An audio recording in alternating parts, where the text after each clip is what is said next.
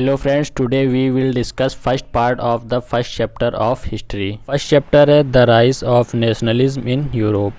इस चैप्टर में हम लोग देखेंगे कि इसमें ये बताया गया है कि पहले जो राजा महाराजाओं का शासन हुआ करता था तो लोग उसको जो है ख़त्म कर देना चाहते हैं, उससे फ्रीडम चाहते हैं और एक अपना नेशनलिज्म क्रिएट करना चाहते हैं जिससे वो सभी लोग फ्री रहें और अपने तरीके से लाइफ स्टाइल को जी सकें। तो इन सब चीज़ों को इस चैप्टर में हम लोग डिस्कस करेंगे। जैसा कि फिगर में दिखा रहा है कि सभी लोग अपने अपने कंट्री का फ्लैग लेकर के मार्च पर निकले हुए हैं। तो सभी लोग चाहते हैं कि नेशनलिज्म क्रिएट हो और इन सब चीज़ों से छुटकारा मिल सके।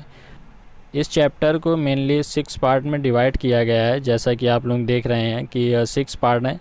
First part is the French revolution and the idea of the nation.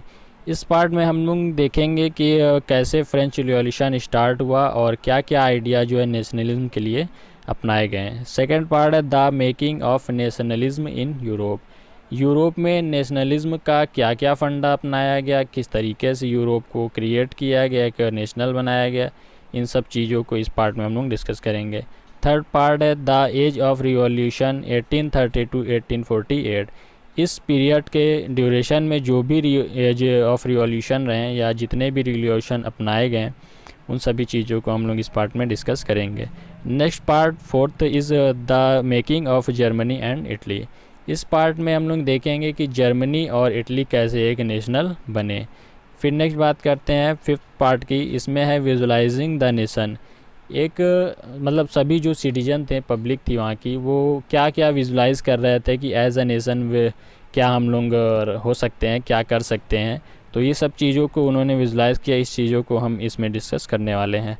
Next part है सिक्स्थ, इसमें नेशनलिज्म एंड इम्पेरियलिज्म है। इसमें हम लोग देखेंगे कैसे जो है एक दूसरे राष्ट्र को लोग कब्ज़ा किया गया ज़बरदस्ती फोर्सली तरीके से। इन सब चीज़ों को पार्ट नंबर 6 में हम लोग क्लियर करेंगे। तो दोस्तों स्टार्ट करते हैं हम लोग पार्ट 1। पार्ट 1 की बात करें तो इसमें फर्स्ट पॉइंट आप देखेंगे French revolution started in 1789। French revolution start हुआ 79 में, जो कि first expression of nationalism in Europe का पहला एक्सप्रेशन था ये। फिर नेक्स्ट बात करते हैं abolishment of monarchy and establishment of democracy. Monarchy को स्टॉप किया गया, एबॉलिश किया गया और डेमोक्रेसी को यहाँ से इस्टेब्लिश किया गया। फिर नेक्स्ट बात करते हैं कि यहाँ पे क्या क्या मेजर चेंजेस हुए। मेजर चेंजेस की बात करें तो फर्स्ट पॉइंट है ला पैट्री एंड ले सिटियन एम्फेसिस्ड।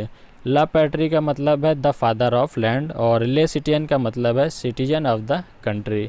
इस चीज़ों पर बल दिया गया, इसके बाद से लोगों ने इस पर बल देना शुरू किया। नेक्स्ट पार्ट है community and the equal right. समुदाय का और लोगों का एक बराबर अधिकार होना चाहिए, सभी लोगों को एक बराबर राइट मिलना चाहिए जिससे वो लोग अपने काम को अपने तरीके से कर सकें।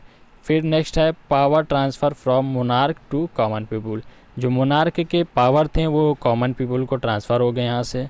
नेक्स्ट है इंट्रोड्यूसिंग न्यू फ्लैग। जब राष्ट्र क्रिएट हुआ, राष्ट्र बना, तो सभी राष्ट्र का एक न्यू फ्लैग वहाँ से मिला, इंट्रोड्यूस हुआ। नेक्स्ट है French become the national language. National language बन गया फ्रेंच। नेक्स्ट है new national anthem composed and oath taken. National anthem new compose की गई और शपथ ली गई। नेक्स्ट है state general elected by common people. State general को इलेक्ट किया गया अपने डेमोक्रेसी के अकॉर्डिंग और नेशनल असेंबली को रीनेम किया गया। नेक्स्ट है इंटरनल कस्टम ड्यूटीज़ वर एबॉलिश्ड। जो देश के अंदर के कार्य थे और उसको जो है एकदम फ्री कर दिया गया, कोई भी उसमें कस्टम ड्यूटीज़ नहीं लगाई गई। उन सब चीज़ों को जब देश का ही कार्य है, देश के अंदर हो रहे हैं, तो उस पर किस तरीका प्रतिबंध, तो इसको एकदम से फ्री कर दिया गया। Nationalism idea taken abroad by French army. Nationalism के जो आइडिया थे अब वो इस फ्रेंच आर्मी के द्वारा एक देश से अब दूसरे देश में भी ले जाने लगे। 1799 में नेपोलियन आया और उसने जो है लोगों के जो इस कंट्री के नेशनलिज्म के डेमोक्रेसी के लोग फ़ायदा उठा रहे थे, तो उन्होंने ध्यान नहीं दिया और उसकी वीकनेस का नेपोलियन ने फ़ायदा उठाया और एक अपना सिविल कोड 1804 तैयार किया, जिसे नेपोलियनिक कोड भी कहते हैं। तो इसके आने के बाद इसने अपना रूल बनाया। फिर इसके कुछ पॉजिटिव पॉइंट है, कुछ नेगेटिव पॉइंट है, तो हम लोग पहले पॉजिटिव पॉइंट को डिस्कस करते हैं। फर्स्ट पॉइंट है इस्टेब्लिश इक्वलिटी बिफोर लॉ। समानता का एक अधिकार बनाया गया कि सभी लोगों का एक समान अधिकार होगा, सभी लोग बराबर होंगे, कोई ऊंच नीच भेदभाव नहीं होगा। फिर इसके बाद है राइट टू प्रॉपर्टी, सभी लोगों को प्रॉपर्टी रखने का अधिकार होगा। नेक्स्ट है फ्यूडल सिस्टम वाज एबॉलिश्ड, जमींदारी प्रथा को एकदम समाप्त कर दिया गया। कोई यहाँ पे नौकर या गरीब या वैसा कुछ नहीं होगा कि गुलाम बन के मतलब नहीं रहेगा। नेक्स्ट है गिल्ड रिस्ट्रिक्शन वर रिमूव्ड, गिल्ड रिस्ट्रिक्शन को रिमूव कर दिया गया एकदम से, कोई भी तरीके की ट्रेड पर पाबंदी नहीं रहेगी, ऐसा उन्होंने एकदम सिस्टम बना दिया। नेक्स्ट है transport and communication system were improved, transport और कम्युनिकेशन सिस्टम को इम्प्रूव किया जिससे लोगों को फ़ायदा हो सके। फिर बात करते हैं निगेटिव पॉइंट की। निगेटिव पॉइंट में आप देखेंगे कि टैक्स को इंक्रीज़ कर दिया गया, तो ये तो भाई गलत बात है। जब काम सही से चल रहा है, सारी चीज़ें अच्छी हैं, तो अब टैक्स इंक्रीज़ करने की क्या ज़रूरत, तो ये निगेटिव पॉइंट था कहीं ना कहीं। फिर है next censorship was imposed, censorship impose हुआ, जैसा कि मतलब कोई भी व्यक्ति, कोई भी वहाँ का पब्लिक सिटीजन सेंसरशिप नेपोलियन के प्रति कोई एक्शन नहीं ले सकता या उसके प्रति कुछ टिप्पणी नहीं कर सकता है, तो इन सब चीज़ों को यहाँ से इम्पोज किया गया।